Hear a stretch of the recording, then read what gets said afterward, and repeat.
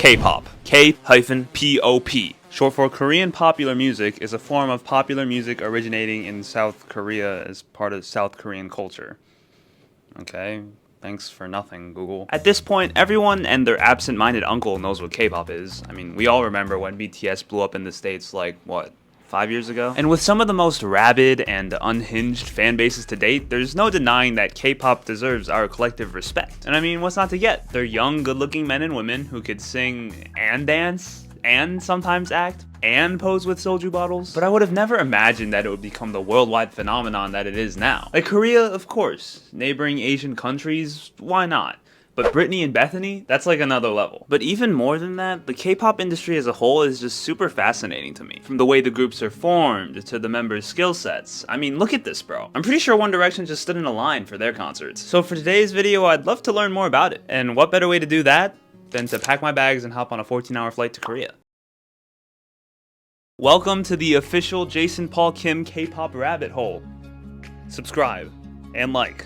In case you couldn't tell by my last name or just looking at me, I am Korean, guys, alright, I know. But I'm what you might call a Twinkie, which is Korean for disappointment. I don't even technically have a Korean legal name, but a lot of my Korean friends in high school used to call me Pabo, so I guess you could say that's like my Korean nickname of sorts. I do love Korean food though. I mean, look at this. Like, damn! But anyways, I just wanted to clear that up so you had a better understanding of my whole perspective going into this thing. Yeah, I listened to a lot of K-pop on the plane ride in preparation for this video, and yeah, I didn't really understand any of it. But honestly, still kind of fire. I feel like that's a pretty common criticism with K-pop. A lot of the times, people will just be like, how can all of these Americans enjoy K-pop if they don't know what they're saying? But look, man, a banger is a banger. Especially when it comes to songs like these with extravagant production and choreography. Most of the time, the lyrics are like 15% of the experience, even if you do know Korean. Like I was saying earlier, the K-pop industry is just so much different than the American music industry. In good old-fashioned America, the record label is usually only as good as the top artists they have under contract. And yeah, there's a few popular ones like Republic Records, Interscope Records, Island Records, etc. But nobody really cares about that here, you know? Like, an artist is never gonna get street cred in the public eye for being signed to a high-profile record label. But let's say I wanted to become a member of YG's next big idol group. Well, I'd have to audition, go through about a bajillion preliminary stages, some televised for shows like K-Pop Star and some not, until I finally make the cut and start training camp. From there, it's something like a couple of months of just intense training all day, every day. Nope, it's years. I looked it up. Apparently some of the people that like were really bad when they started were in training for like 8 years, bro. Like, that's insane. That is literally like almost half of my life. Bouncing from vocal lessons to conditioning to recording to dance practices back to vocal lessons. And once it's finally time for our group to debut, we have a guaranteed audience because of the status of the record label we're under. Instead of the artists giving the record label credibility, it's kind of the other way around. People will check out the Pabo Boys just because they're YG's new boy group. I personally am not a big fan of this model because it basically just feels like a never-ending conveyor belt of K-pop groups and essentially continuously throwing new groups at the wall and hoping one of them sticks. We know Blackpink and BTS, but what about Treasure, Extraordinary Heroes, Setskis, NMIXX? I mean, look at this. Literally all of these are K-pop groups. As a consumer, it's gotta be hard to keep track of. And it's also kind of a question of what every new group is bringing to the table that other groups don't. I mean, this list is long, but I'm sure the list of American artists is even longer. The difference is a lot of these groups not only make similar sounding music, but they're just formed and structured and kind of almost act the same. And I know each of these members have their own stories. I saw the Blackpink doc on Netflix, alright? I know what I'm talking about. It just seems like such a soulless industry. And I really don't think that's at the fault of the individual groups or individual members. It's just the industry. Funnily enough, I feel like the two really big K-pop groups that became big in America were able to become so big because of the ways that they strayed away from that mold. Musical bands are sometimes a lot more special to me than just regular artists because all 5 Maroons, all 6 days, all 1,975 of them are working together to create something bigger than themselves. And even if you're like me, and after 10 plus years of listening to Maroon 5, you still don't know any of the members' names other than Adam, that body of yours is absurd, Levine. Without them, Maroon 5 would be nothing, you know? know, they all play different parts and rely on each other. So with the extensive research that I've conducted for this video, as well as my open-ended experience with K-pop, I've concluded that there's 5 basic roles to be played in each K-pop group. The first is the Swiss Army Man slash poster boy slash girl. Sometimes they'll be the leader of the group, other times they'll just be the member that's the most talented. But they'll always kind of be good at everything, not really having a specialty, and also be the face of the group to an extent. Looking at Blackpink for demonstrative purposes, you could say that Jennie fills this role because she really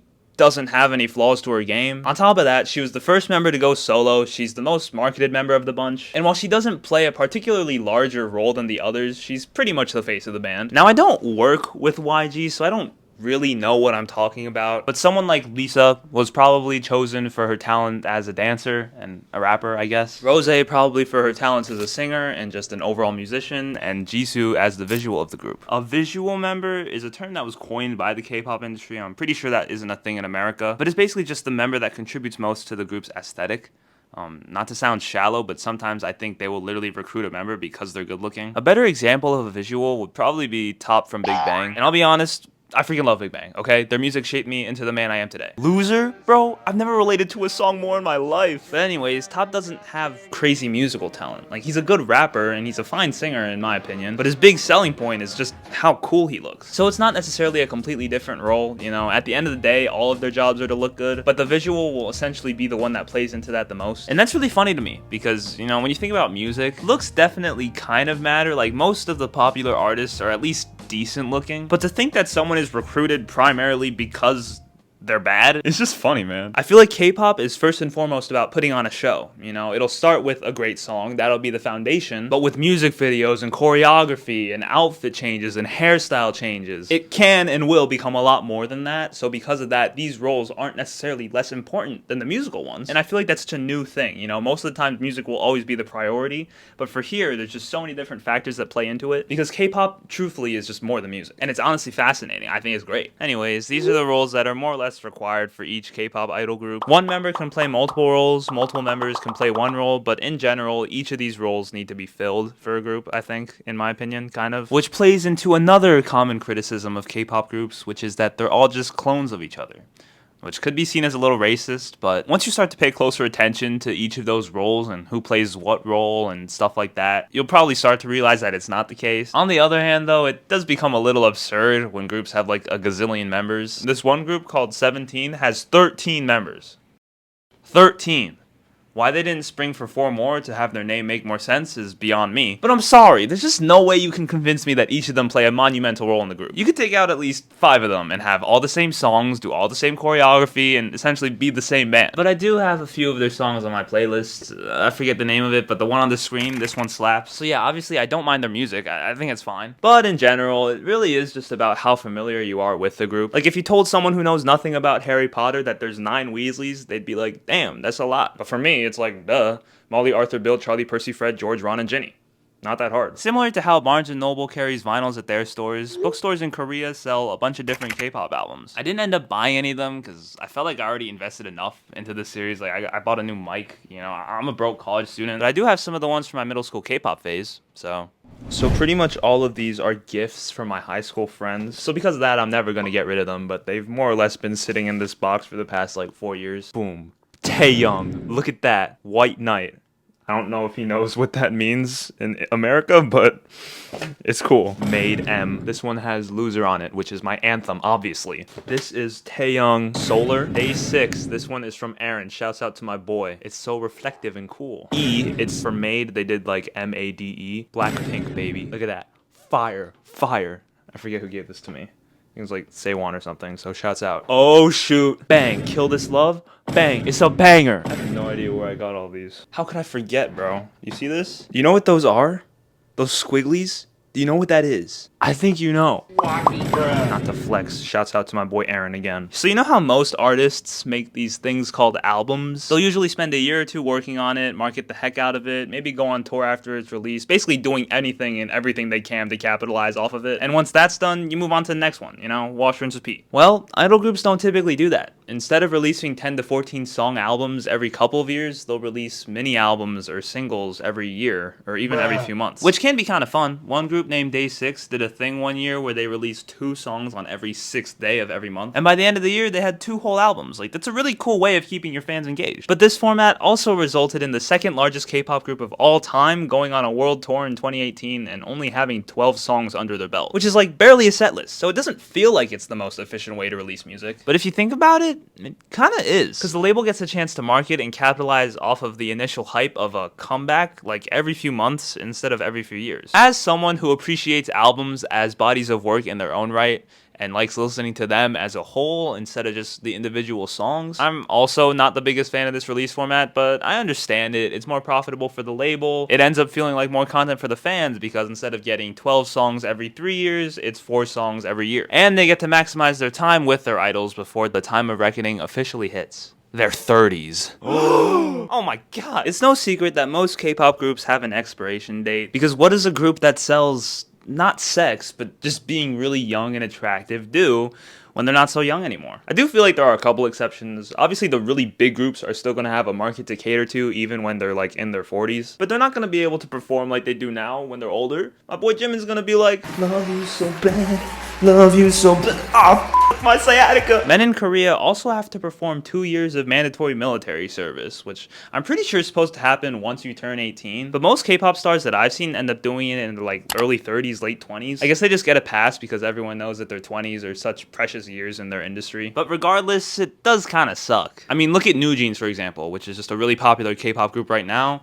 They're like, what, 13 to 15 years old? Idol groups just keep getting younger and younger so that labels can maximize the amount of time they have with them before they get old. And I say old very lightly because 30's not old, bro. Like, there are plenty of people that are 30 and haven't even found their career yet. And for these poor Hanguk Sareums, it's already over. I'm pretty sure BTS is on hiatus right now because one of their members had to serve. What's his name? Like, Jim, or Jimmy or something. But with all this info, there's no denying that the K-pop world is a very harsh industry to get yourself into. It's kind of difficult to imagine why people would want to subject themselves to such hard and meticulous work. But in Korea, it's kind of a package deal. You don't really have a choice. If you want to pursue music, you kind of have to become an idol. It's like the only item on the menu. And even if it is super draining, a little over the top, and maybe even a little bit dehumanizing, whatever you gotta do to get out of the trenches, right?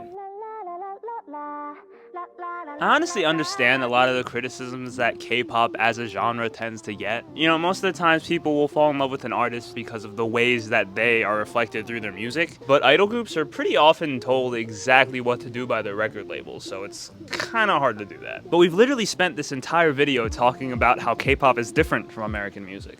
So why would you expect them to have the same appeal? All I know is that with high-budget music videos, intricate dance choreographies, and literal lore, like each band literally has lore to it, there's a lot for Korea boos to sink their teeth into. You know, who doesn't like a good rabbit hole? I wouldn't say that I'm a fan of K-pop, because the fact of the matter is, a lot of the groups and songs are pretty redundant and hard to keep track of, but I think the good groups are really good. And if I don't like their stuff for the songs, or the music videos, or the choreography, or who they are as individuals, I could at least enjoy consuming it by appreciating how much work and effort they've put into it. It does make me feel kinda icky though, just because so much of it feels micromanaged. And even if all the band members are adequately compensated for their hard work, and that's a hard if because I'd imagine the label takes a pretty fat cut, I just feel like they probably face a lot of pressure, whether it's from the label or the media or even their own fans. But of course, these are just my first impressions, so my goal with the rest of this series, it's only gonna be like 2 more episodes, is to really get into the nitty and gritty of K-pop and to dive deeper into some of the groups that we've scratched the surface with today. Basically just BTS and Blackpink. I don't know why I'm beating around the bush. And maybe gain some new experiences along the way. Because I mean, look at this place, man. I feel like I'm a 12-year-old Jaden Smith that just moved here from across the globe and is about to embark on a kung fu journey with my apartment's maintenance guy. I know that movie was in China, but you get what I mean. So to summarize, I'll say K-pop is diff than A-pop, TBH. I hope you enjoyed watching this video or learned something, ideally both, but feel free to enlighten me more about the K-pop ways in the comments. And like this video, I'd appreciate it a lot. I'll see you guys next week. Bang,